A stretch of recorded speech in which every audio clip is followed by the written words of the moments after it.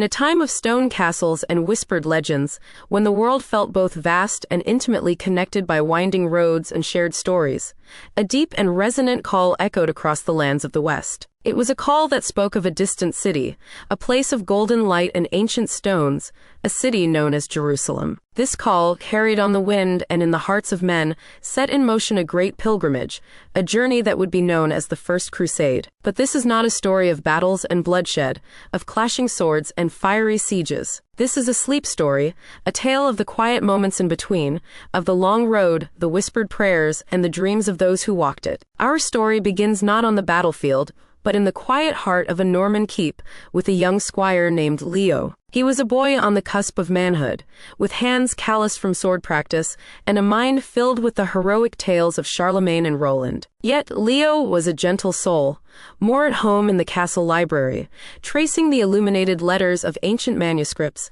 than in the training yard. He loved the smell of old parchment and the way the ink seemed to sing of ages past. He dreamed not of glory in battle, but of seeing the world, of understanding the stories that connected people and places. One evening, as the sun bled crimson and gold across the sky, casting long shadows from the battlements, a traveler arrived at the castle gates. He was a monk, his robes the color of dust, his face a roadmap of wrinkles and sun-beaten skin. He had come from the south, from Rome, and he carried with him the words of the Pope. That night in the great hall, with the fire crackling and the hounds sleeping at their master's feet, the monk spoke of Jerusalem. He spoke not of war, but of a sacred duty, of a journey to a place where heaven and earth were said to touch. He spoke of the stars that shone brighter over the Holy Land, of the ancient olive trees that whispered secrets to the wind, and of the profound peace that could be found in the city's hallowed walls. Leo listened, his heart stirring. The monk's words painted a picture not of conquest, but of a pilgrimage of the soul. He saw himself not as a warrior, but as a seeker, a traveler on a path to a place of wonder and spiritual awakening. The next morning, when his lord, a gruff but kind-hearted knight named Sir Robert, announced that he would be taking the cross and joining the pilgrimage, Leo knew that he must go with him. He would be Sir Robert's squire, yes, but in his heart he would be a pilgrim, a seeker of stories and stars. And so, they began their journey. They were part of a vast and sprawling host, a river of humanity that flowed eastward. There were knights in their gleaming mail, their banners snapping in the wind, but there were also farmers and merchants, women and children, all drawn by the same call. The journey was long, a slow and meandering path that stretched for thousands of miles. They walked through dense forests where the trees seemed to whisper ancient secrets, their leaves a canopy of green and gold. They crossed wide rolling plains where the sky was a vast and endless canvas of blue. They forded rivers that flowed like silver ribbons through the land, their waters cool and clear. At night they would make camp, the flickering lights of their fires like a constellation of earthbound stars. The air would be filled with the murmur of voices, the soft strumming of a lute, the gentle rhythm of a blacksmith's hammer. Leo, his duties to Sir Robert done for the day, would find a quiet spot at the edge of the camp and look up at the sky. The stars were different here, he thought. They seemed closer, brighter, as if they were leaning down to listen to the dreams of the travelers below. He began to keep a journal, a small, leather-bound book that he had tucked into his saddlebag. He wrote not of the hardships of the journey, of the dust and the heat and the weariness that settled into their bones. Instead, he wrote of the beauty he saw around him. He wrote of the wildflowers that grew in the meadows, their colors a vibrant tapestry of purple, yellow, and red. He wrote of the birds that sang in the trees, their songs a sweet and melodic counterpoint to the rumble of the marching host. He wrote of the faces of his fellow pilgrims,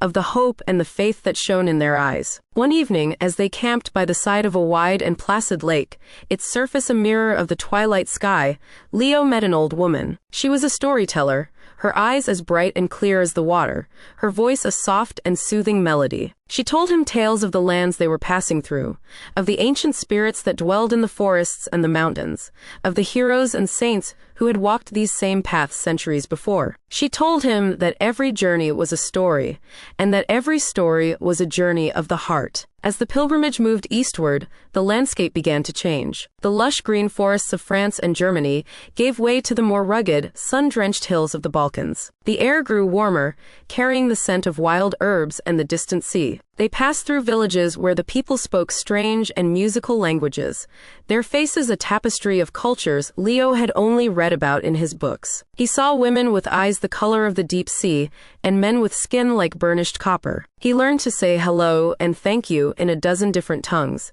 his small acts of connection weaving a thread of shared humanity through the vast and diverse tapestry of the crusade. Sir Robert, for his part, was a man of few words, but he watched over Leo with a fatherly eye. He saw the boy's fascination with the world around him, his quiet joy in the small moments of beauty. He had been a warrior his whole life, his hands more comfortable with the hilt of a sword than the spine of a book. But in Leo, he saw a different kind of strength, a strength of the spirit, a resilience that was rooted not in armor and steel, but in curiosity and compassion. He began to see the world through Leo's eyes, to notice the things the boy pointed out, the intricate pattern of a spider's web, the way the light filtered through the leaves of an ancient olive tree, the sound of a shepherd's flute echoing through a valley. One day they came to a great city, a place of towering walls and magnificent domes. It was Constantinople, the jewel of the East, the gateway to the Holy Land. The city was a kaleidoscope of sights and sounds, a vibrant and chaotic symphony of life. The markets were a riot of color, filled with exotic spices, shimmering silks, and handcrafted jewelry. The air was thick with the scent of roasting chestnuts, and the sound of merchants hawking their wares. Leo was mesmerized. He wandered through the city's labyrinthine streets, his eyes wide with wonder. He saw things he had never imagined: acrobats and fire-eaters, scholars and mystics, people from every corner of the known world. That evening, from the rooftop of the small house where they were staying, Leo looked out over the city. The setting sun painted the sky in hues of orange and pink, and the domes of the city's many churches glowed like embers. In the distance, he could see the shimmering waters of the Bosphorus, the strait that separated Europe from Asia. It was a moment of profound peace, a moment of quiet contemplation. He felt as if he were standing on the threshold of a new world, a world of endless possibility. He wrote in his journal, "Tonight, I feel as if I am standing on the edge of a dream. The world is so much bigger and more beautiful than I ever imagined, and I am so grateful to be a part of it." Their time in Constantinople was a brief respite, a moment of calm before the final leg of their journey. They crossed the Bosphorus and set foot in Asia, the land of the rising sun. The landscape here was different again, more arid and unforgiving. They traveled through vast open plains where the sun beat down relentlessly and the wind whispered tales of ancient empires. They saw the ruins of once great cities, their broken columns and crumbling walls a testament to the passage of time. They encountered nomadic tribes, their faces weathered by the sun and the wind, their eyes holding the wisdom of the desert. It was during this part of the journey that Leo met a man who would change the way he saw the world. He was a Muslim merchant, a man named Yusuf, who was traveling with a caravan of camels laden with spices and silks. Yusuf was a man of great learning and gentle spirit. He spoke many languages, including the Frankish tongue of Leo and his companions. He had traveled the world,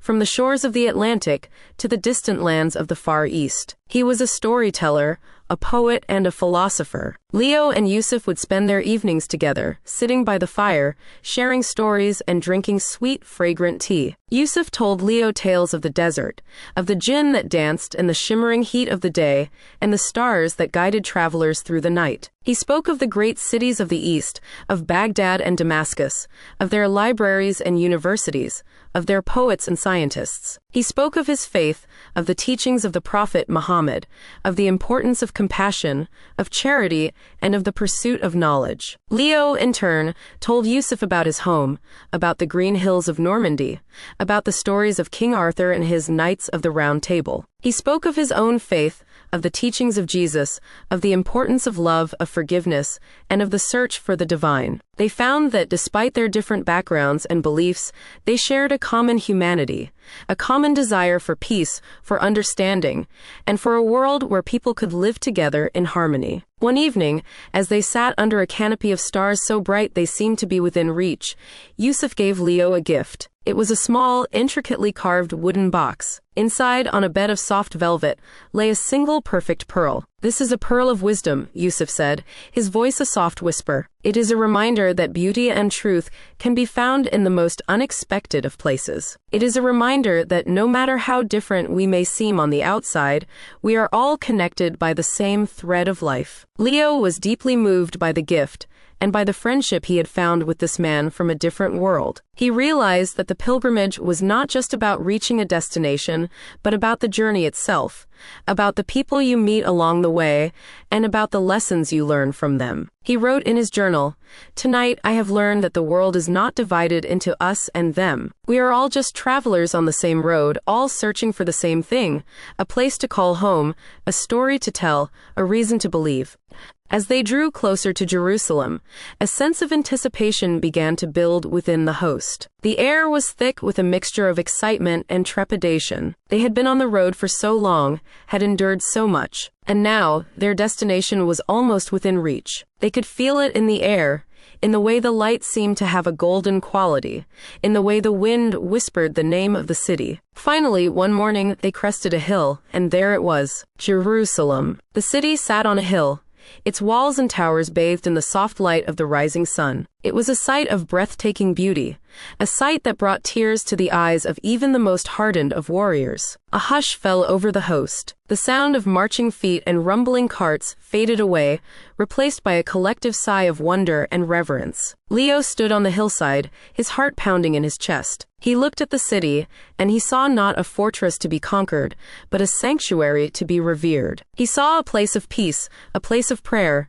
a place where the stories of 1,000 generations were written in the stones. He saw a city that belonged not to one people or one faith, but to all of humanity. That night, as the Crusader army camped outside the city walls, Leo could not sleep. He climbed a small hill overlooking the city and sat under an ancient olive tree. The city was quiet now, its walls bathed in the soft, silvery light of the moon. He could hear the gentle rustle of the leaves in the wind, the distant cry of a night bird. He took out the small wooden box Yusuf had given him and held the pearl in his hand. It was cool and smooth to the touch, and it seemed to glow with a soft inner light. He thought about his journey, about the people he had met, about the things he had learned. He thought about the monk who had first spoken of Jerusalem, about the old woman who had told him that every journey was a story, about Yusuf who had taught him that wisdom and beauty could be found in the most unexpected of places. He realized that the pilgrimage had changed him, had opened his heart and his mind in ways he had never imagined. He looked at the city, and he made a silent promise to himself. He would not be a conqueror. He would be a guardian. He would dedicate his life to protecting the peace of this sacred place, to ensuring that it remained a sanctuary for all people, a place where stories could be shared, where dreams could be born, and where the human spirit could soar. As the first rays of dawn began to streak the sky, a sense of peace settled over Leo. He felt a deep and abiding connection to this place, to its history, to its people, to its very stones. He knew that he had found what he was looking for. He had found his home. He had found his story. He had found his reason to believe. And as the sun rose higher in the sky, bathing the city in a warm golden light, Leo closed his eyes and drifted off to sleep, a gentle smile on his lips. He dreamed of a world where all people were pilgrims, all travelers on the same road, all searching for the same thing, a place of peace, a place of love, a place to call home. And in his dream, the world was a beautiful and harmonious place, a place where the only battles were fought against ignorance and hatred, and the only victories were those of the human heart. This is the end of our sleep story, but it is not the end of the journey. For every day is a new pilgrimage, every moment a new opportunity to find beauty and wonder in the world around us. So close your eyes, breathe deeply, and let the gentle rhythm of your breath carry you off to a world of dreams, a world of peace, a world of endless possibility. Sleep well, dear traveler. Sleep well. The days that followed were a gentle rhythm of walking, of watching, of listening. The great army, a city on the move, did not assault the walls of Jerusalem. Instead, a strange and beautiful stillness settled over the camps. The leaders, the great lords and knights, entered into long and patient negotiations with the city's rulers. It was a council of many faiths, of Christians, Muslims, and Jews, all of whom held Jerusalem as a sacred, holy place. They spoke not of conquest, but of shared guardianship. They sought a way for pilgrims of all beliefs to come and go in peace, for the city to be a beacon of harmony, not a prize of war. During this time of waiting, Leo found his own rhythm. Each morning he would wake before the dawn, while the camp was still shrouded in a soft gray mist. He would walk to the olive grove on the hill, the same one where he had sat on that first night. The ancient trees, with their gnarled trunks and silvery leaves, felt like old friends. They had witnessed centuries of history, had seen empires rise and fall, and yet they remained, their roots deep in the earth, their branches reaching for the sky. He would sit among them, his journal in his lap, and write. He wrote about the changing light, the way the sun first touched the golden dome of the rock, setting it ablaze with a fire that did not burn. He wrote about the sounds of the city waking up, the distant call to prayer, the ringing of church bells, the murmur of 1,000 voices rising like a gentle tide. He began to explore the countryside around Jerusalem. He followed the winding paths that led through terraced hillsides, where farmers tended to their grapevines and olive trees. He met shepherds who led their flocks through the rocky valleys, their songs a timeless melody that echoed through the hills. He learned from them the names of the local plants and animals, the stories of the land, the ancient traditions that had been passed down from generation to generation. He discovered a small monastery, hidden away in a secluded valley. It was a place of profound peace, its stone walls cool and quiet, its gardens a riot of color and fragrance. The monks who lived there were men of deep faith and gentle spirit. They welcomed Leo into their midst, sharing with him their simple meals of bread, cheese, and olives. They taught him about the art of contemplation, of finding the divine in the stillness of the heart. He would spend hours in their library, a treasure trove of ancient manuscripts, their pages filled with the wisdom of the ages. He read the works of the great mystics and philosophers of all faiths, and he found in their words a common thread, a shared yearning for connection, for meaning, for a truth that transcended the boundaries of dogma and doctrine. One of the monks, an old man with eyes that sparkled with a gentle wisdom, became Leo's friend and mentor. His name was Brother Thaddeus. He was a master herbalist, and he taught Leo the secrets of the plants that grew in the monastery garden. He showed him how to identify the different herbs, how to harvest them at the right time, how to prepare them into teas and salves that could heal the body and soothe the soul. Leo learned that the earth was a great provider, a source of endless bounty and healing power. He learned to see the world not as a place of conflict and struggle, but as a garden, a sacred space to be tended with love and care. Brother Thaddeus also taught Leo about the stars. He had a small observatory on the roof of the monastery, a simple room with a telescope made of polished brass. At night, they would climb to the roof and look up at the heavens. Brother Thaddeus would point out the constellations, telling Leo their ancient names and the stories that had been woven around them. He taught him that the stars were not just distant points of light, but celestial guides, markers on a cosmic map that could help travelers find their way. He taught him that,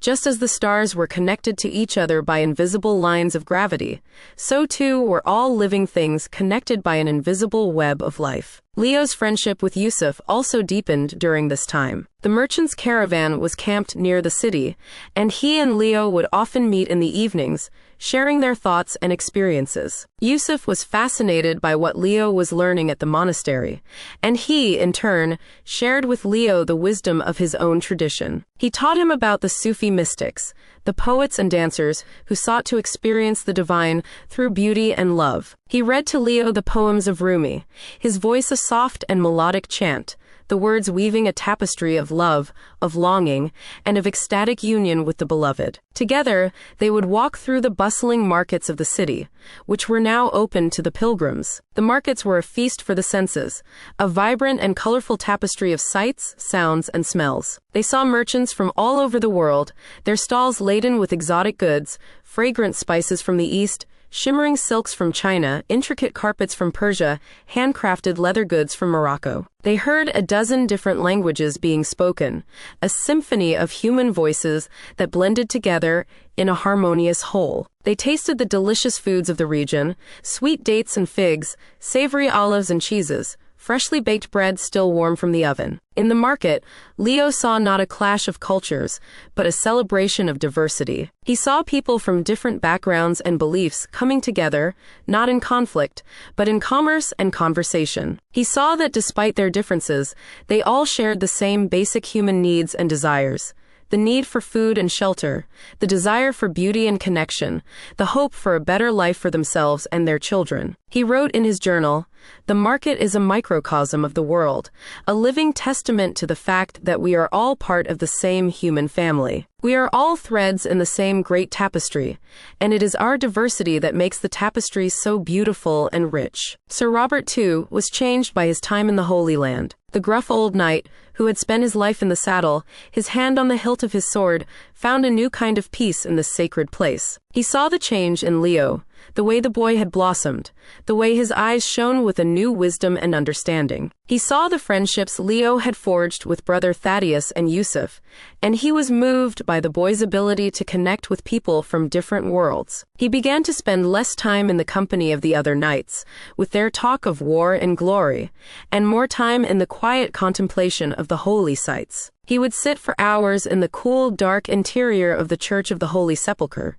his head bowed in prayer, his heart filled with a sense of awe and reverence. He even struck up an unlikely friendship with Yusuf. The two men, the Christian knight and the Muslim merchant, would sit together in the evenings, sharing a cup of tea and talking about their lives. They discovered that they had much in common. They were both fathers, both grandfathers. They had both known love and loss, joy and sorrow. They had both seen the futility of war, the way it destroyed lives and shattered dreams. They found in each other a kindred spirit, a fellow traveler on the road of life. One evening, as the sun was setting, casting a golden glow over the city, Sir Robert, Leo, Yusuf, and brother Thaddeus gathered on the hill overlooking Jerusalem. They sat in silence for a long time, watching the colors of the sky change from gold to pink to a deep and velvety purple. The first stars began to appear, twinkling like diamonds on a cloth of silk. It was Yusuf who finally broke the silence. "Look," he said, his voice soft with wonder. "We are 4 different men from 4 different worlds. We follow different paths. We pray to God in different ways. And yet we are all here together under the same sky, looking at the same stars. Perhaps this is the true meaning of Jerusalem. Not a city to be conquered, but a place where all paths can meet, where all voices can be heard, where all hearts can be united in peace." Brother Thaddeus nodded in agreement. "The mystics of my tradition say that the divine is like a mountain with many paths leading to its summit. We may take different paths, but we are all climbing towards the same peak. The important thing is not which path we take, but that we climb with love and compassion in our hearts." Sir Robert, the man of few words, placed a hand on Leo's shoulder. "This boy," he said, his voice thick with emotion, "has taught me more than all the battles I have ever fought. He has taught me to see the world with new eyes, to find beauty in the small things, to find strength not in the sword but in the heart." Leo felt a warmth spread through his chest. He looked at the faces of his friends,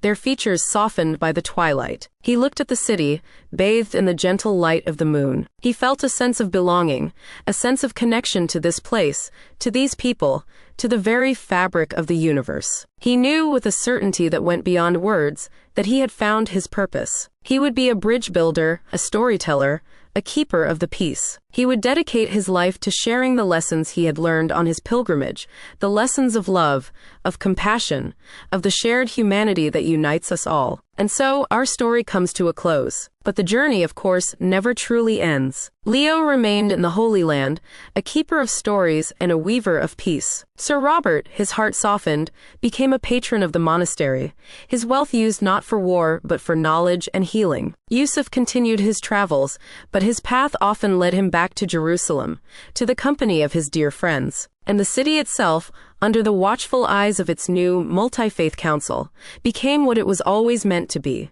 a sanctuary of peace, a haven for pilgrims, a testament to the enduring power of the human spirit to overcome division and embrace a shared dream. Now, as you lie in your bed, ready for sleep, imagine yourself in that ancient olive grove, the scent of thyme and rosemary in the air. Feel the gentle breeze on your skin, a soft whisper carrying tales of distant lands and ancient times. See the stars above you, a glittering tapestry of silver and gold, each one a tiny lantern lighting the way on your own journey. The world is a vast and wondrous place, full of stories waiting to be discovered, full of friends waiting to be met. Let your breath be your guide, a slow and steady rhythm, like the footsteps of a pilgrim on a sacred path. Inhale peace, exhale worries. Inhale calm, exhale tension. With each breath, feel yourself becoming lighter, drifting gently on a sea of tranquility. The path is clear, the night is calm, and a deep restorative sleep is waiting for you. Sleep now, sleep deeply, and dream of peace. The years that followed were like a long, slow, and beautiful dream. The Council of Guardians, comprised of wise men and women from the three great faiths, proved to be a beacon of hope in a world often torn by strife. They governed Jerusalem not with edicts and armies,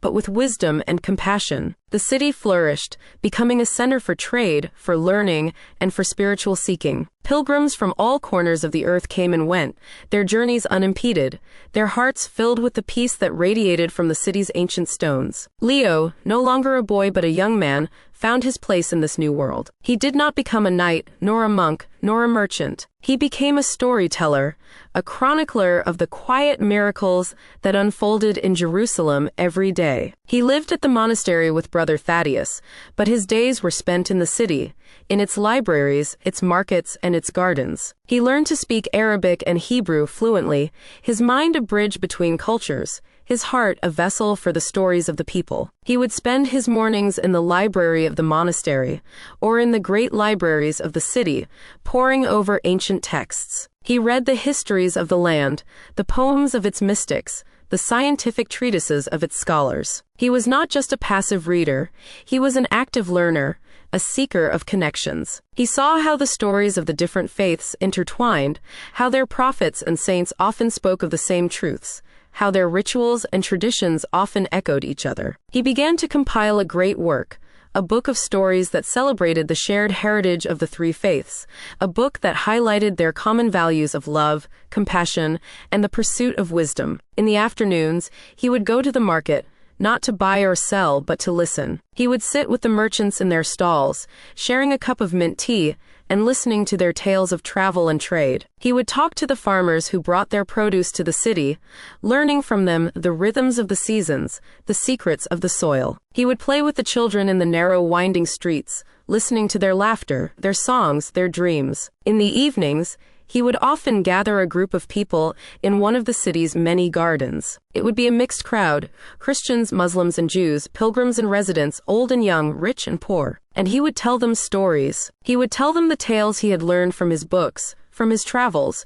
from the people he had met. He would tell them stories of brave knights and wise Sufis, of clever merchants and compassionate saints. He would tell them stories that made them laugh, stories that made them cry, stories that made them think. His voice was a calm and soothing melody, and his words painted vivid pictures in the minds of his listeners. He had a gift for finding the universal in the particular, the timeless in the everyday. He could take a simple story about a farmer and his donkey and turn it into a profound parable about patience and perseverance. He could take an ancient legend about a king and a magical bird and turn it into a moving allegory about the search for freedom and truth. People would come from all over the city to listen to him. They would sit on the cool grass, under the shade of the olive trees, and let his words wash over them, soothing their weary souls, lifting their spirits. His stories became a part of the fabric of the city, a shared experience that brought people together, that reminded them of their common humanity. Leo's friendship with Yusuf and Brother Thaddeus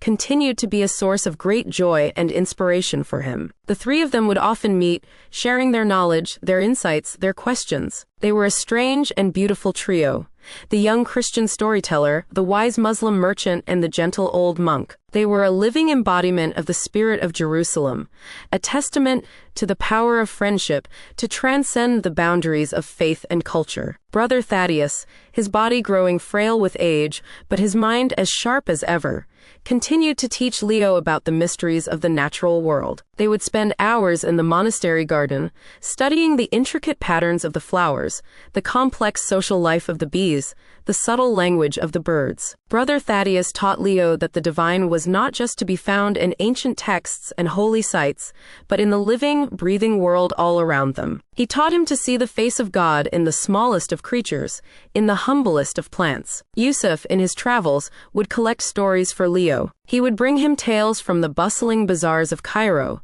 from the silent deserts of Arabia, from the magnificent courts of Persia. He would bring him poems that spoke of the ecstasy of divine love, fables that taught the importance of justice and compassion, histories that chronicled the rise and fall of great civilizations. He taught Leo that stories were a form of currency, a way of exchanging ideas and experiences, a way of building bridges between people and cultures. One year, as the seasons turned and the first cool winds of autumn began to blow, a great drought fell upon the land. The rains did not come, the rivers ran dry, and the earth grew hard and cracked. The crops withered in the fields, and the specter of famine loomed over the city. Fear and anxiety began to spread among the people. Old tensions and suspicions began to resurface. The fragile peace that had been so carefully nurtured seemed in danger of shattering. The Council of Guardians met day and night, trying to find a solution. They organized the rationing of food and water.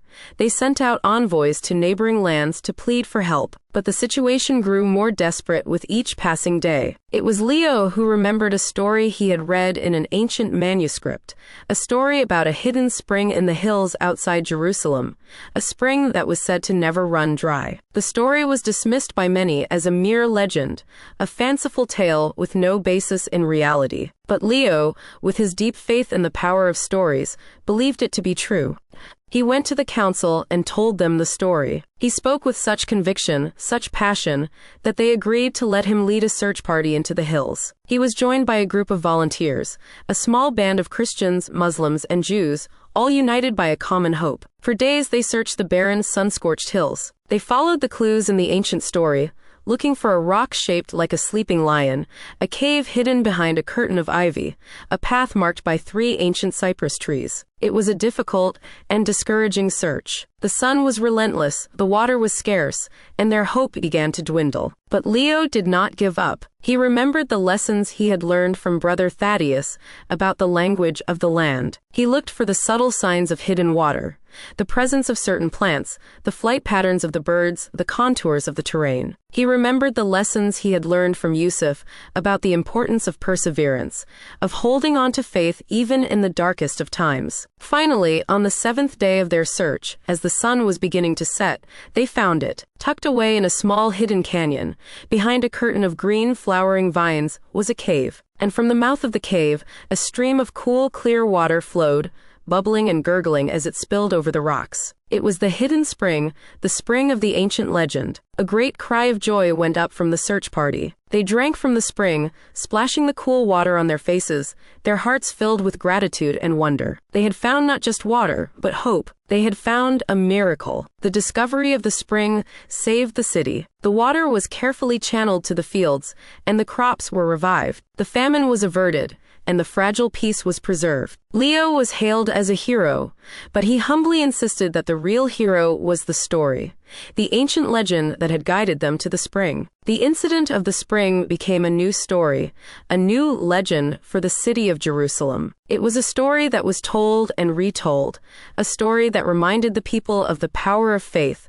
of the importance of working together, of the wisdom that was hidden in their shared heritage. It was a story that became a part of the great tapestry of tales that Leo was weaving, a tapestry that celebrated the enduring spirit of this sacred city. And so the years continued to pass, each one a new chapter in the story of Jerusalem, each one a new verse in the poem of peace. Leo grew old, his hair turning the color of silver, his face a map of gentle wrinkles. But his eyes remained as bright as ever, his voice as calm and soothing as the waters of the hidden spring. He continued to tell his stories, to weave his tapestry of tales, to be a bridge builder, a peacemaker, a keeper of the flame. And now, as you lie in your bed, your body heavy with sleep, your mind drifting on a sea of dreams, imagine yourself sitting in that garden in Jerusalem, listening to the voice of the old storyteller. The air is fragrant with the scent of jasmine and roses. The stars are like a million tiny diamonds scattered across a velvet cloth. The storyteller's voice is a gentle river, carrying you along on its current. You are safe, you are at peace, you are connected to the great story of life. Let the story wash over you.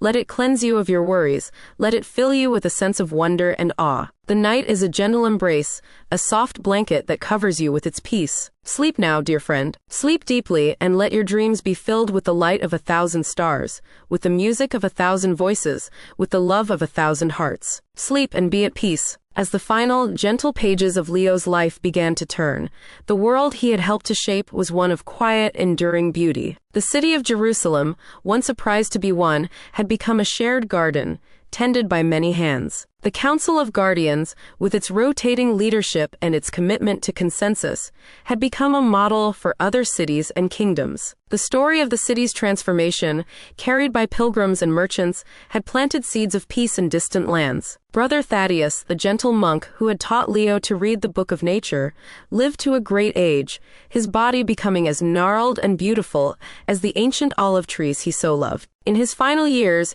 he was cared for by a generation of young monks, his spiritual children, who had learned from him the art of contemplation and the science of healing. His legacy was not in grand theological treatises, but in the monastery's thriving gardens, in its well-stocked apothecary, and in the quiet wisdom he had passed on to all who knew him. When he finally passed from this world, it was on a warm spring morning, the air filled with the scent of blossoms and the sound of birdsong. It was said that a single perfect white dove circled the monastery tower 3 times before flying off towards the rising sun. Yusuf, the merchant poet, continued his travels, his caravans now carrying not just spices and silks, but books and stories. He became a Johnny Appleseed of wisdom, scattering the tales of Jerusalem's peace wherever he went. He established schools along his trade routes, places where children of all faiths could learn together, where they could be taught the arts of poetry, of mathematics, of astronomy. He funded the translation of great works of philosophy and science,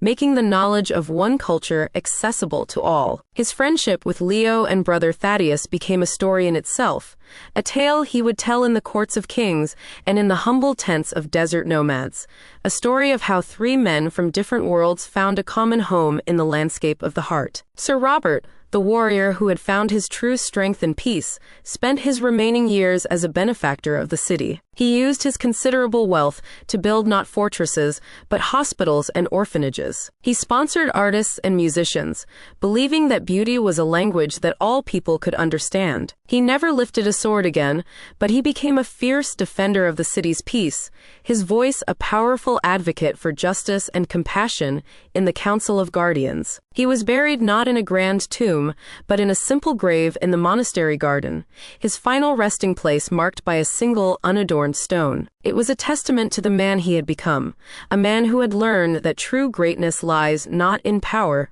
but in humility. And Leo, the storyteller, became a legend. His great book, The Garden of Shared Stories, was copied and recopied, its tales spreading throughout the known world. It was a book that was read in the courts of kings and in the cottages of peasants, a book that brought comfort to the sorrowful, inspiration to the weary, and hope to the despairing. He trained a new generation of storytellers, young men and women who would carry on his work, who would continue to weave the tapestry of tales that bound the city together.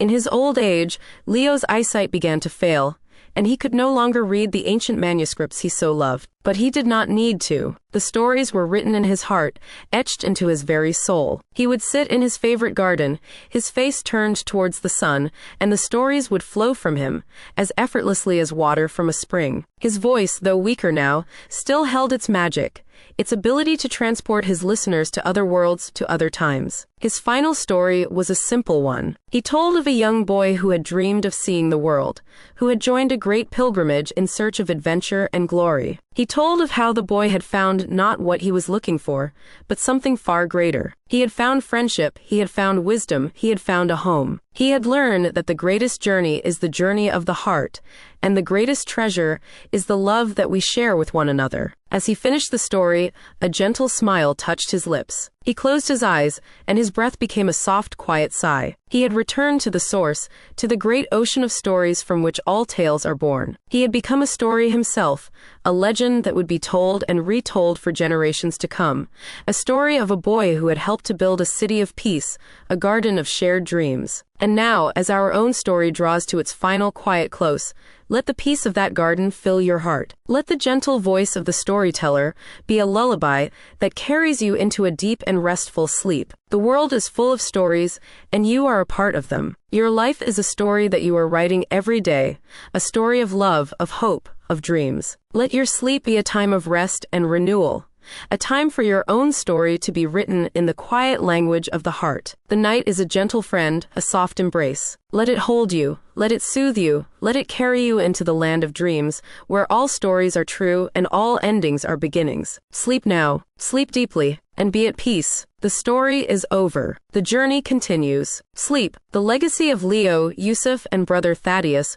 was not one of stone monuments or grand pronouncements, but of living traditions that wove themselves into the very soul of Jerusalem. The city breathed their story, and in doing so, it taught the story to all who entered its gates. The peace they had cultivated was not a static, fragile thing, but a dynamic and resilient force, constantly renewed by the daily acts of its inhabitants. The monastery, under the guidance of the generations that followed Brother Thaddeus, became a renowned center for the study of the natural world. Its monks were not just men of prayer, but also skilled botanists, astronomers, and healers. They maintained a vast and beautiful botanical garden, a living library of plants from all over the known world. They corresponded with scholars from Cordoba to Samarkand, sharing their discoveries and learning from others. The monastery's apothecary became famous for its effective and gentle remedies, and people of all faiths would come seeking healing for their bodies and spirits. The monks taught that the body was a temple,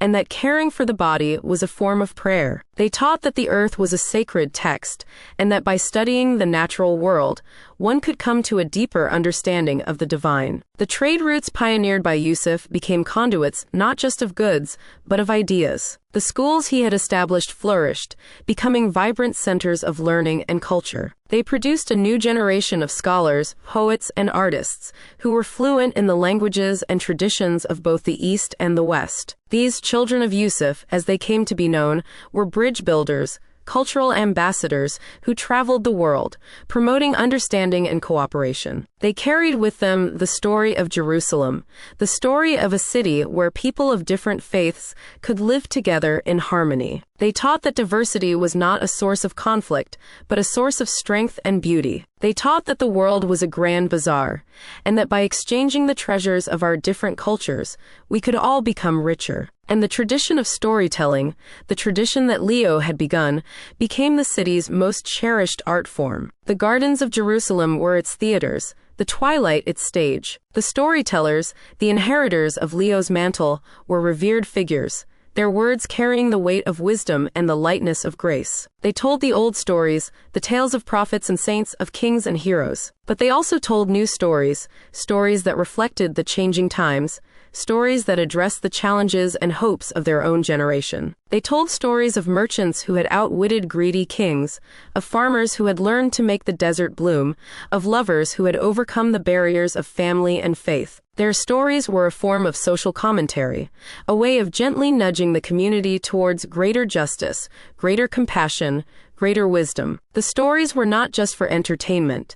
They were a form of education, a way of transmitting the city's values from one generation to the next. Children grew up with these stories, and they learned from them the importance of honesty, of courage, of kindness. They learned that true wealth lies not in gold and silver, but in friendship and community. They learned that true strength lies not in the sword, but in the heart. The stories were the city's moral compass, its collective conscience, its shared dream. Even the architecture of the city began to reflect this spirit of harmony and integration. New buildings were constructed that blended the styles of the East and the West, creating a unique and beautiful architectural language. Mosques were built with stained glass windows, churches with intricate geometric tilework, synagogues with graceful soaring arches. The city became a living museum, a testament to the creative possibilities that arise when different cultures meet and mingle. The Council of Guardians, inspired by the story of the Hidden Spring,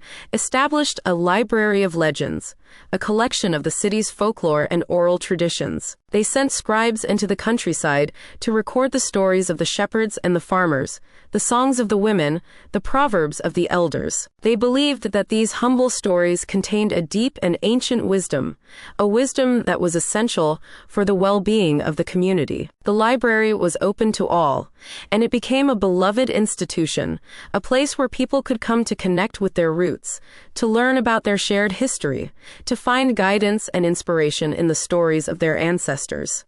One of the most beautiful traditions that arose during this time was the Festival of Shared Light. It was held once a year on the winter solstice, the longest night of the year. On that night, the people of Jerusalem would gather in the city's main square. Each person would bring a lantern, a candle, a torch. As darkness fell, a single flame would be lit, a flame that had been kindled on the hearth of a different family each year. From that single flame, all the other lights would be lit, until the entire square was ablaze with a warm and gentle glow. It was a beautiful and moving sight, a sea of light in the heart of the winter darkness. Then, the storytellers would begin. They would tell stories of light, of hope, of renewal. They would tell the stories of the different faith traditions, the story of Hanukkah, the Festival of Lights, the story of Christmas, the birth of the light of the world, the story of Mawlid, the birth of the prophet who was a lamp spreading light. They would show how each tradition, in its own way, celebrated the triumph of light over darkness,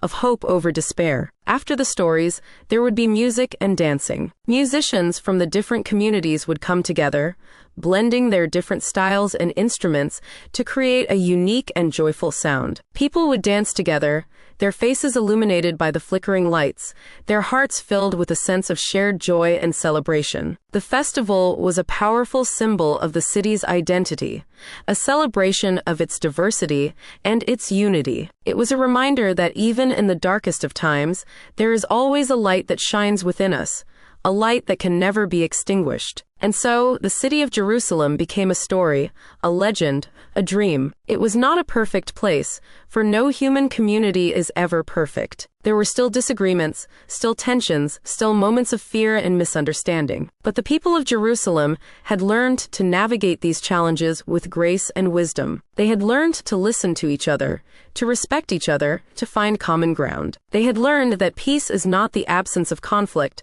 but the ability to resolve conflict with love and compassion. And now, as you lie in your bed, your body relaxed, your mind at ease, let the story of Jerusalem be a gentle rain that waters the garden of your soul. Let the image of the Festival of Shared Light fill your heart with warmth and hope. Know that you too have a light within you, a unique and beautiful light that is your gift to the world. Let your sleep be a time for that light to be renewed, for its flame to grow brighter. The night is a sanctuary, a quiet space where you can connect with your own inner wisdom, your own inner peace. Let the gentle rhythm of your breath be a mantra, a prayer, a song of gratitude for the gift of life. Inhale the peace of the night, exhale the worries of the day. You are a part of the great story of the universe, a story of light, of love, of endless becoming. Rest now, dear storyteller. Rest in the knowledge that your story is beautiful, that your light is needed, that you are loved. Sleep, and let your dreams be a continuation of the story,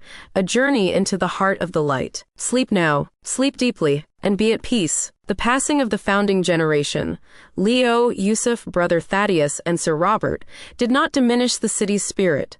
Rather, it cemented it. Their lives became the foundational myths of the New Jerusalem, stories told to every child, pilgrim, and newcomer. The city was a living testament to their friendship, a garden grown from the seeds of their shared dream. The peace they had forged was not an abstract concept, but a tangible reality, experienced in the daily rhythms of life. The Library of Legends, which Leo had inspired, grew into a magnificent institution. It was housed in a building that was a work of art in itself, with cool marble floors, high arched ceilings, and large windows that let in the soft, golden light of Jerusalem. It was a quiet, contemplative space, filled with the gentle rustle of turning pages and the low murmur of scholars in discussion. The library's collection expanded far beyond the local folklore. It became a repository for stories from all over the world, brought by travelers who had heard of Jerusalem's reverence for the narrative arts. There were epic poems from the frozen north, trickster tales from the sun-drenched lands of Africa, and mystical allegories from the heart of Asia. The library was a world of stories, a place where one could travel to any land, any time, simply by opening a book. The librarians who tended to this collection were more than just custodians of texts. They were story weavers themselves. They saw the connections between the different tales, the recurring themes and archetypes that spoke to a universal human experience. They created new works, anthologies that place stories from different cultures side by side, revealing their shared wisdom. They organized public readings and performances, bringing the stories to life for the city's inhabitants. The library was not a dusty archive, but a vibrant, living heart, pumping the lifeblood of story through the veins of the city. In the medical tradition of Brother Thaddeus, the monastery's hospital became a place of holistic healing. The monks understood that illness was not just a matter of the body, but also of the mind and spirit. Patients were treated not just with herbal remedies, but also with music, with art, with storytelling. The hospital had its own troupe of storytellers who would visit the sick, their tales a soothing balm for troubled minds. They found that a good story could be as effective as any medicine, that laughter could be a powerful tonic, and that a sense of connection and hope could work wonders on a weary body. The hospital's gardens were also an essential part of the healing process. Patients were encouraged to spend time in the gardens, to feel the sun on their skin, to listen to the birdsong, to touch the earth. They were taught that nature was a powerful healer, and that by aligning themselves with its rhythms, they could find their way back to health and wholeness. The economic life of the city, guided by the principles of Yusuf, was based on fairness and cooperation. The merchants of Jerusalem formed a guild, but it was a guild unlike any other. Its purpose was not to maximize profits, but to ensure the well-being of the entire community. They established a system of fair trade, ensuring that producers received a just price for their goods. They created a common fund, a portion of which was used to support the city's public institutions, its schools, its hospitals, its libraries. They believed that wealth was a gift,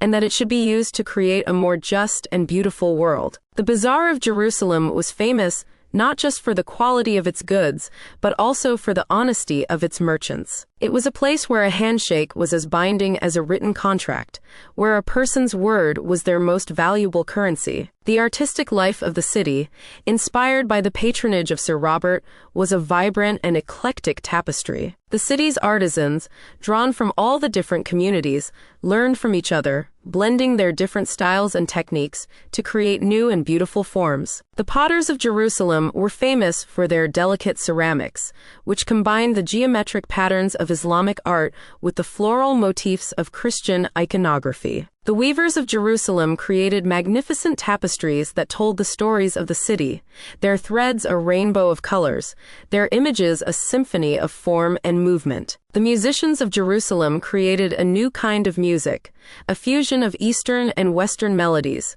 of sacred and secular traditions. The music was played on a variety of instruments, the oud, the lute, the flute, the harp, and it was a music that could make you dance or weep or pray. It was the music of the city's soul.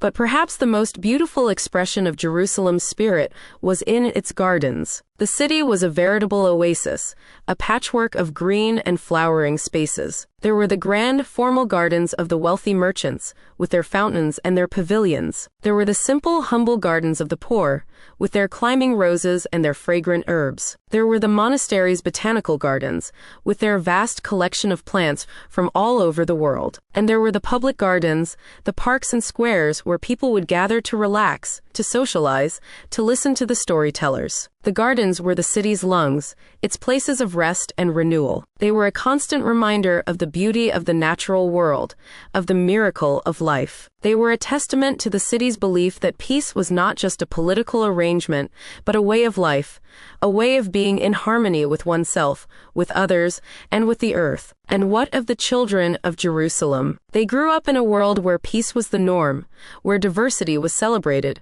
where stories were revered. They learned from a young age to speak multiple languages, to appreciate different cultures, to see the world from multiple perspectives. Their playground was the city itself, its winding streets, its bustling markets, its quiet gardens. Their education was not confined to the classroom.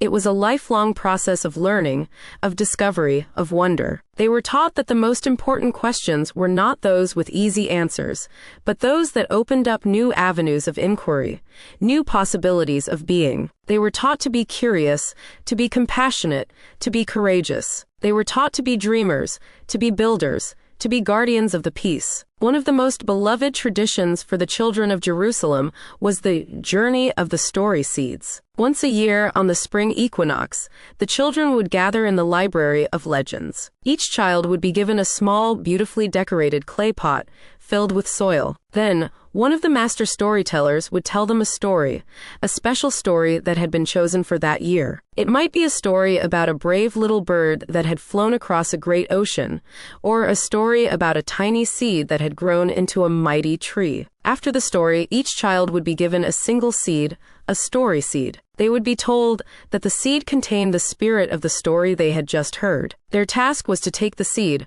plant it in their pot, and care for it. They were to water it, to give it sunlight, to protect it from harm. And as the seed grew, they were to remember the story, to reflect on its meaning, to let its wisdom take root in their hearts. All through the spring and summer, the children would tend to their story seeds. They would watch with wonder as the first green shoots appeared, as the leaves unfurled, as the buds formed. And then, on the autumn equinox, they would gather again, this time in one of the city's public gardens. They would bring their plants, which were now in full bloom. The garden would be transformed into a sea of color, a vibrant tapestry of flowers of every shape and hue. The children would then transplant their flowers into the garden, adding their own unique beauty to the shared space. It was a powerful and moving ceremony, a celebration of growth, of creativity, of the interconnectedness of all living things. It was a living parable, a story that was enacted rather than just told, a story that taught the children that they were all gardeners,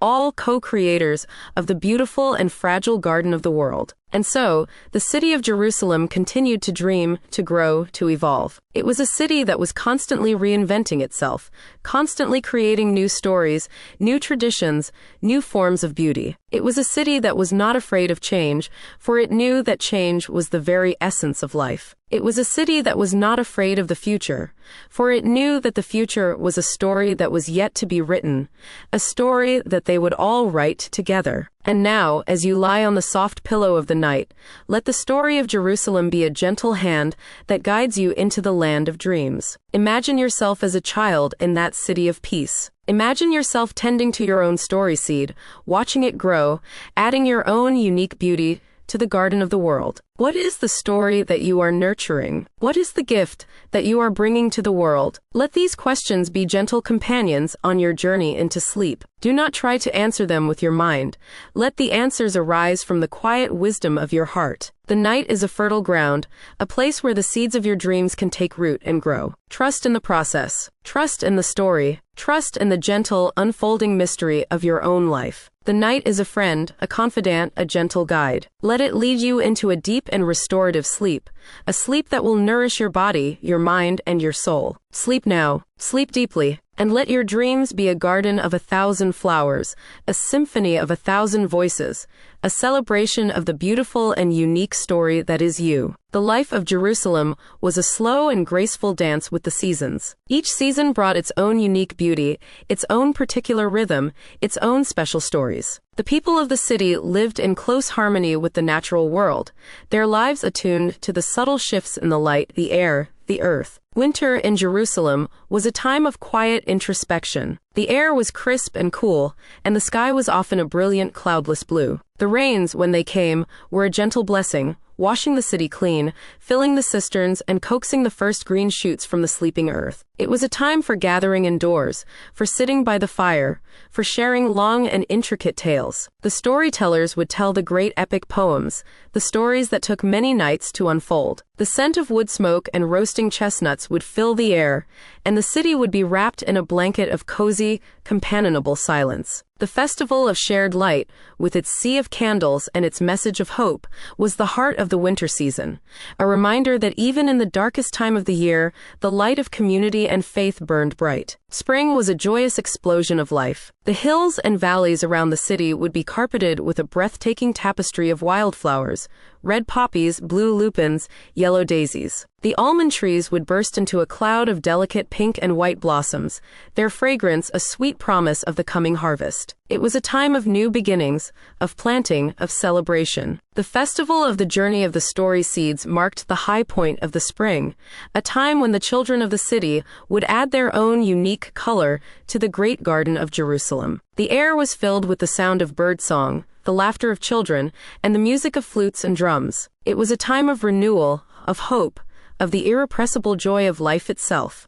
Summer was a time of warmth and abundance. The sun, high in the sky, would ripen the grapes on the vines, the figs on the trees, the olives in the groves. The days were long and languid, and the people would seek shade in the city's many gardens, in the cool interiors of their stone houses. The evenings were the most magical time. As the sun set, casting a golden glow over the city, the people would gather on their rooftops, in their courtyards, to share a meal, to talk, to sing. The night air would be fragrant with the scent of jasmine and honeysuckle, and the sky would be a canopy of 1,000,000 glittering stars. It was a time of community, of connection, of the simple, sensual pleasures of life. Autumn was a time of harvest and gratitude. The farmers would bring their bounty to the city, grapes and figs, pomegranates and dates, olives and nuts. The markets would be overflowing with the colors and smells of the harvest. It was a time of feasting, of giving thanks for the abundance of the earth. The storytellers would tell tales of gratitude, of the importance of sharing, of the cyclical nature of life. The leaves of the deciduous trees would turn to brilliant shades of gold and red, and the air would have a crisp, clean edge to it. It was a time of letting go, of preparing for the quiet introspection of winter, of completing the cycle of the year. This deep connection to the seasons was reflected in all aspects of the city's life. The food they ate, the clothes they wore, the stories they told, the rituals they practiced, all were in harmony with the rhythms of the natural world. This harmony was, perhaps, the secret of Jerusalem's enduring peace. The people of the city understood that they were a part of something larger than themselves, a part of the great, unfolding story of the universe. They understood that just as the seasons changed, so too did life, with its cycles of joy and sorrow, of birth and death, of growth and decay. And in this understanding, they found a deep and abiding sense of peace, a sense of acceptance, a sense of belonging. Let us zoom in for a moment on a single family living within this gentle rhythm. Imagine a weaver named Alara, her husband, a potter named Ben, and their young daughter, Lyra. Their home is a small, simple house in one of the city's quiet, winding streets. It has thick stone walls that keep it cool in the summer and warm in the winter. It has a small courtyard in the center, with a single lemon tree and a profusion of flowering plants in colorful pots. The rooftop is their summer living room, a place where they eat and talk and watch the stars. Alara is a master weaver, her hands skilled at creating intricate patterns of color and texture. Her loom, which takes up a large part of their main living space, is a beautiful object in itself, made of smooth, polished wood. She weaves tapestries that tell the stories of the city, her threads a palette of rich, natural dyes. She finds her inspiration in the world around her, in the colors of the wildflowers, in the patterns of the clouds, in the faces of the people she meets in the market. Her work is not just a craft, it is a form of meditation, a way of weaving beauty and meaning into the fabric of everyday life. Ben is a potter, his hands strong and gentle, skilled at coaxing beautiful forms from a simple lump of clay. His potter's wheel is in a small, sunlit workshop at the back of the house. He creates vessels that are both beautiful and useful, bowls and cups and pitchers and plates. His glazes are his own secret recipes, made from minerals and plants that he gathers in the hills outside the city. He believes that the objects we use every day should be a source of pleasure, that a simple clay cup can be a vessel for beauty and grace. And Lyra, their daughter, is a child of Jerusalem, a child of the stories. She is a bright, curious girl, with eyes that sparkle with wonder. Her days are a rich and varied tapestry of learning and play. In the mornings, she goes to one of the city's small, community-run schools, where she learns to read and write, to count and sing. The school is not a rigid, formal institution. It is a place of joyful discovery, where the children are encouraged to ask questions, to explore, to create. In the afternoons, she might help her mother at the loom, learning to sort the different colored threads, or she might sit with her father in his workshop, making small, whimsical animals from leftover scraps of clay. Or she might be out in the city, her playground, playing hide-and-seek with her friends in the narrow streets, listening to the storytellers in the gardens, or visiting the Library of Legends, where she can travel to any land, any time, simply by opening a book. Lyra is a participant in all the city's rituals and festivals. She has her own story seed, a beautiful flowering vine that now climbs the wall of their courtyard. She loves the festival of shared light, the magic of the 1,000 flickering candles, the joy of the music and dancing. She is learning what it means to be a citizen of this special city, a guardian of its peace, a weaver of its future. She is learning that she has a unique and beautiful story to tell, a unique and beautiful light to share with the world. One year, a visitor comes to Jerusalem. He is a merchant from a distant land, a land that has been torn by war and conflict. He is a weary and cynical man, his heart hardened by the things he has seen. He has come to Jerusalem on business, but he has no interest in its stories, its rituals, its famous peace. He sees the world as a marketplace, a place of competition and struggle, where the strong survive and the weak perish. He stays in an inn near the market, and from his window, he watches the life of the city unfold. He sees the merchants in the bazaar, their dealings marked by a strange and, to him, inexplicable honesty. He sees the artisans in their workshops, their faces filled with a quiet joy and concentration. He sees the children playing in the streets, their laughter echoing through the air. He sees the people gathering in the gardens in the evenings, listening to the storytellers, their faces rapt with attention. It is all very strange to him, this city that seems to run on a different set of rules, a different kind of fuel. One evening, out of a mixture of boredom and curiosity, he wanders into one of the gardens where a storyteller is speaking. It is an old woman, her face a road map of wrinkles, her voice a soft and soothing melody. She is telling a story about a river that had flowed from the same source for centuries. The river had encountered many obstacles on its journey to the sea, rocks and fallen trees and steep cliffs. But the river had never fought against the obstacles. It had simply flowed around them, or over them, or under them. It had adapted, it had changed its course, but it had never lost sight of its destination. And in the end, it had always reached the sea. As the merchant listens to the story, something begins to shift within him. The story is so simple, and yet it speaks to him in a profound way. He thinks of his own life, of the way he has always fought against obstacles, the way he has always tried to force his will upon the world. He thinks of the weariness in his heart, the hardness that has encased it like a shell.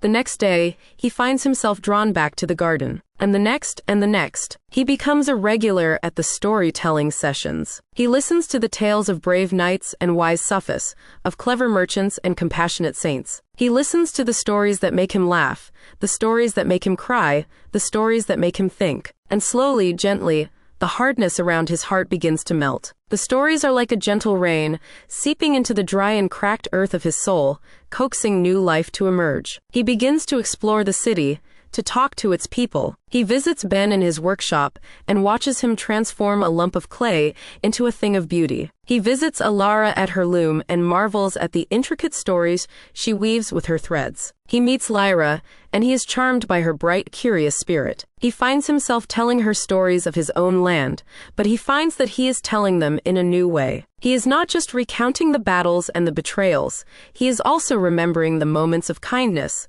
of courage, of love. He extends his stay in Jerusalem. he finds that he is in no hurry to leave. He is learning a new way of being, a new way of seeing the world. He is learning that strength can be found in gentleness, that wealth can be found in community, that peace can be found in the simple, everyday moments of life. He is learning to listen, to watch, to wonder. He is learning to be a storyteller himself. When he finally leaves Jerusalem months later, he is a changed man. He is no longer weary and cynical. His heart is filled with a quiet sense of hope and purpose. He carries with him not just the goods he has purchased in the market, but a treasure of far greater value.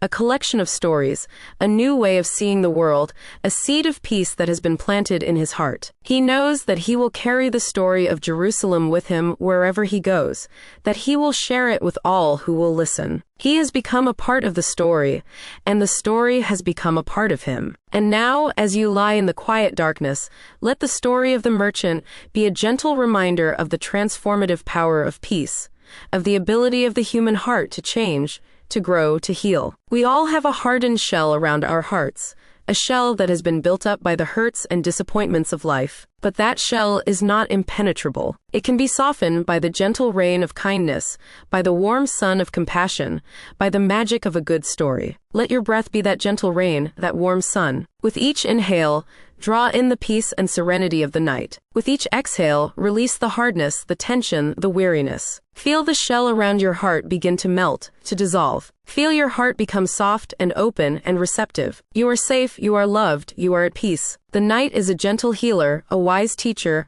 a loving friend. Let it work its magic on you. Let it carry you into a deep and restorative sleep, a sleep that will leave you feeling refreshed, renewed, and ready to greet the new day with an open heart. Sleep now, sleep deeply, and let your dreams be filled with the gentle, healing power of peace. The story of Jerusalem did not remain confined within its walls. Like the seeds of the dandelion, carried on the wind, the tales of the city's peace traveled to the far corners of the earth. The pilgrims who came to the city, their hearts touched by its spirit of harmony, became its ambassadors. They returned to their own lands, their own communities, and they shared the stories they had heard. They spoke of a city where three faiths lived together in mutual respect, where diversity was celebrated as a gift, where the most revered figures were not warriors, but storytellers, healers, and artisans. At first, these stories were often met with disbelief. In a world accustomed to conflict and division, the idea of such a city seemed like a fanciful dream,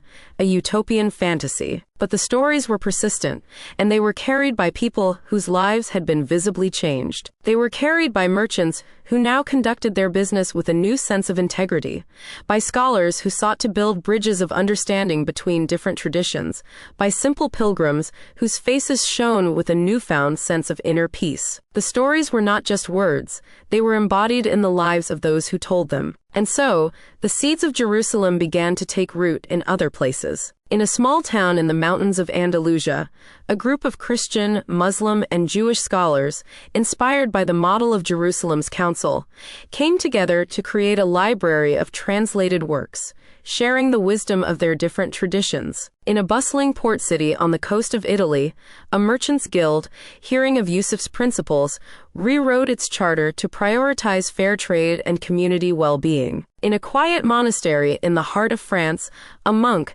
having heard the tale of Brother Thaddeus, began to cultivate a garden of medicinal herbs, rediscovering the ancient art of natural healing. These were small beginnings, tiny sparks of light in a world that was often dark, but they were not insignificant. They were the first stirrings of a new consciousness, a new way of thinking about how human beings could live together. The story of Jerusalem provided a blueprint, a model, a tangible example of what was possible. It gave people a new story to tell, a story that was more hopeful, more beautiful, and more true than the old stories of enmity and war. The Library of Legends in Jerusalem became the heart of this global network of story sharing. It established a system of correspondence with the new centers of learning and peace that were springing up around the world. Scribes would painstakingly copy the library's most precious texts, which would then be sent by caravan and by ship to these distant communities. In return, these communities would send their own stories,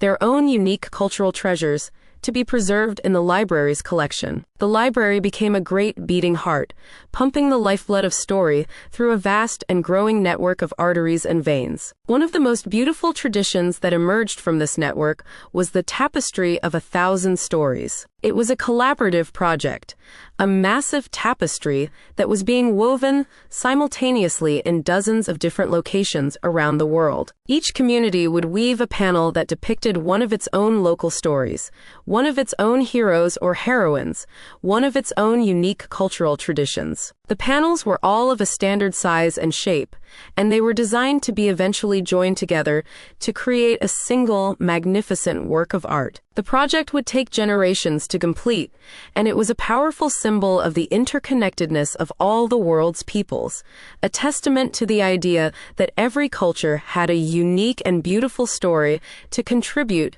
to the great tapestry of human experience. In Jerusalem, the weaving of their own panel for the tapestry became a major community event. Alara, now an old woman, her hands gnarled with age but still skilled at the loom, was chosen to lead the project. She worked with a team of younger weavers, passing on her knowledge, her artistry, her passion. They chose to depict the story of the journey of the story seeds, the beautiful ritual that so perfectly captured the city's spirit. Their panel was a masterpiece of color and texture, a vibrant and joyful depiction of the children of Jerusalem planting their flowers in the city's garden. It was a story of hope, of creativity, of the promise of the next generation.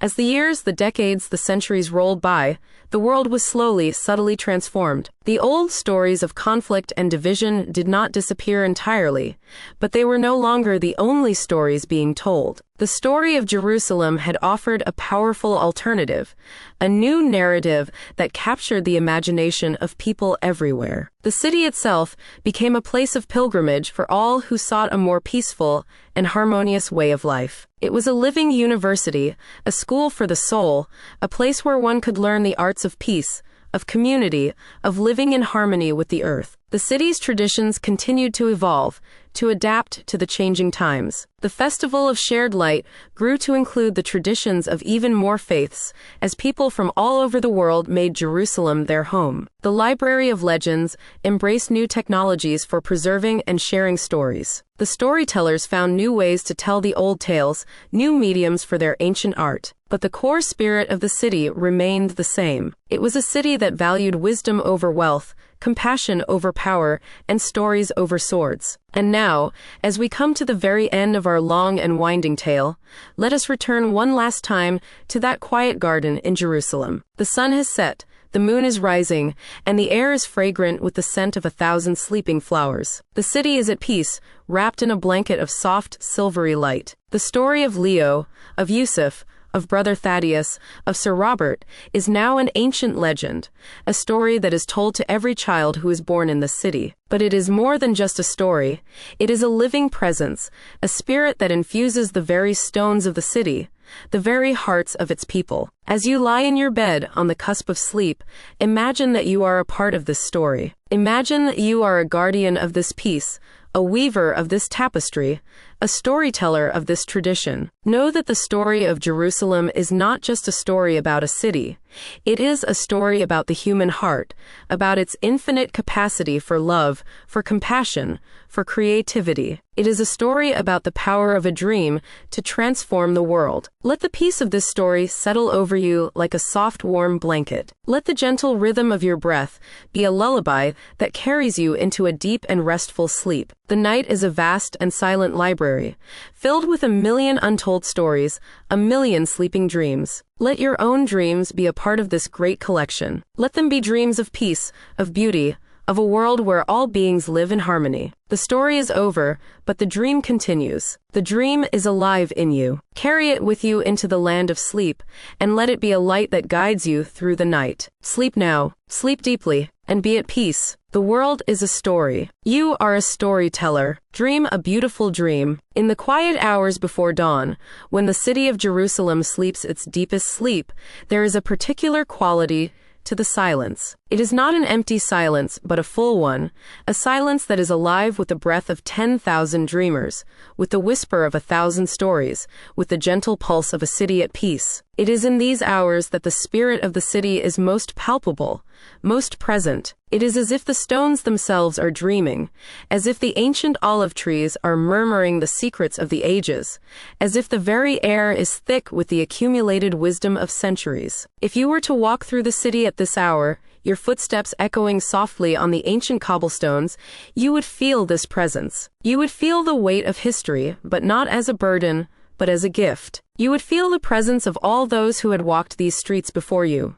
The pilgrims and the prophets, the storytellers and the healers, the children and the elders. You would feel that you are not alone, that you are part of a great and unbroken chain of human connection, a chain that stretches back to the very beginning of time and forward into the infinite future. You might find yourself drawn to the library of legends, its doors always open, its lights always burning softly. You might wander through its vast halls, your fingers trailing along the spines of the ancient books. You might pull one from the shelf, a book that seems to call to you, and you might sit in one of the comfortable chairs and begin to read. And as you read, you would find that the story is not just a story.